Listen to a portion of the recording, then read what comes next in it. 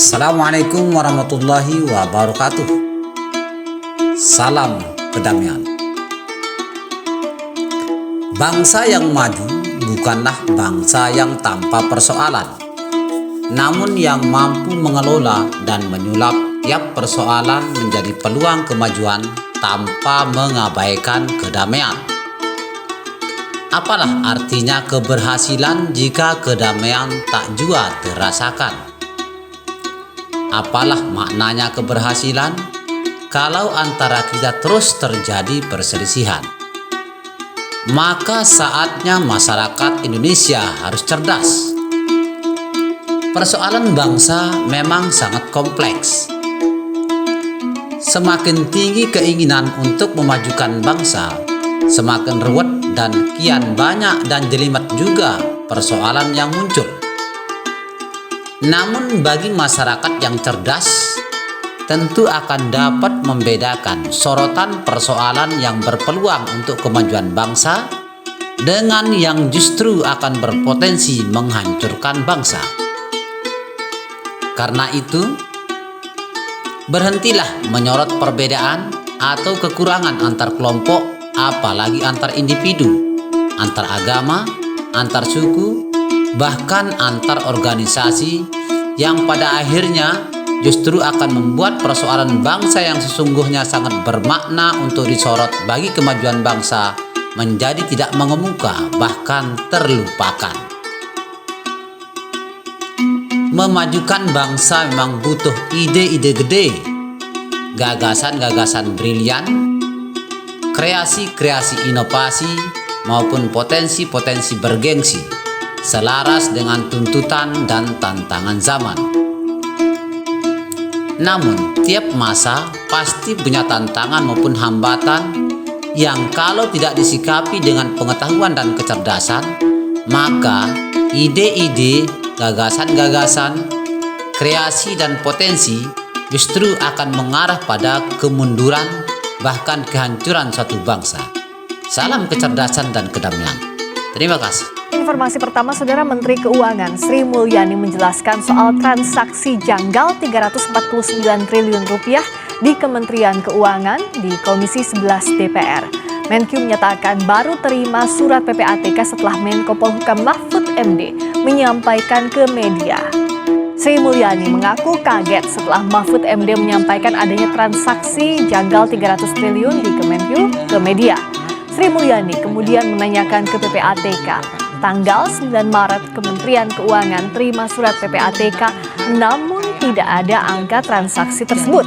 Baru di tanggal 13 Maret, Sri Mulyani menerima surat-surat dari PPATK yang berisi data transaksi janggal senilai 349 triliun. Sri Mulyani juga mengaku baru pertama kali ini menerima surat laporan PPATK yang seperti ini. Di rumah sakit Adam Malik, masa pelayanan BPJS seperti ini.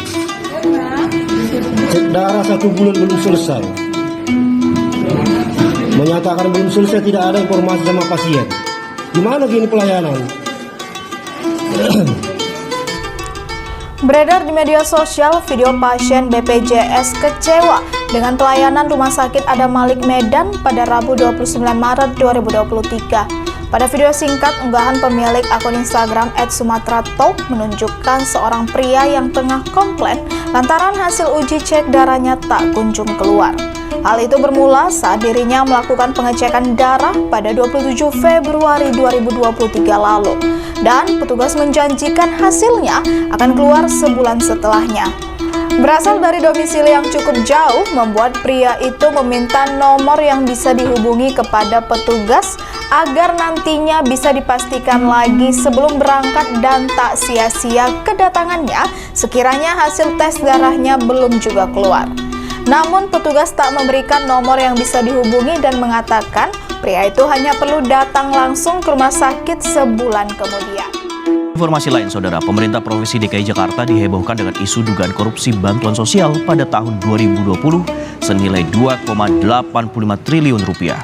Dugaan korupsi ini dibeberkan pegiat sosial Rudy Valenka di akun Twitter @Kurawa.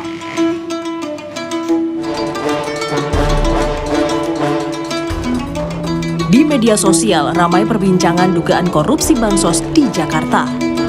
Milik akun Twitter @kurawa mengaku mendatangi gudang penyimpanan beras di kawasan Pulau Gadung milik Perumda Pasar Jaya dan menunjukkan beras bansos yang berwarna kuning dan membusuk. Menanggapi hal ini, PJ Gubernur DKI Jakarta, Heru Budi Hartono, menanggapi isu bermasalahnya program bantuan sosial Pemprov DKI Jakarta tahun 2020 senilai 2,85 triliun rupiah. Saudara, Rektor Udayana ditetapkan sebagai tersangka kasus korupsi. Lalu apa peran Rektor Udayana dalam kasus korupsi dana sumbangan mahasiswa baru? Kita tanyakan langsung kepada Aspidsus Kejati Bali, Agus Eko Purnomo. Selamat malam, Pak Agus. Selamat malam, Mbak Adi. Ya, Pak Agus, jadi sebenarnya seperti apa keterlibatan dari Rektor Universitas Udayana dalam kasus korupsi dana sumbangan mahasiswa baru ini, Pak Agus? Yang bersangkutan sebagai Ketua Panitia Penerimaan SPI di Udayana tahun 2018 sampai 2020. Oke, dari 2018 sampai 2020, jadi total korban mahasiswanya berapa orang, Pak Agus?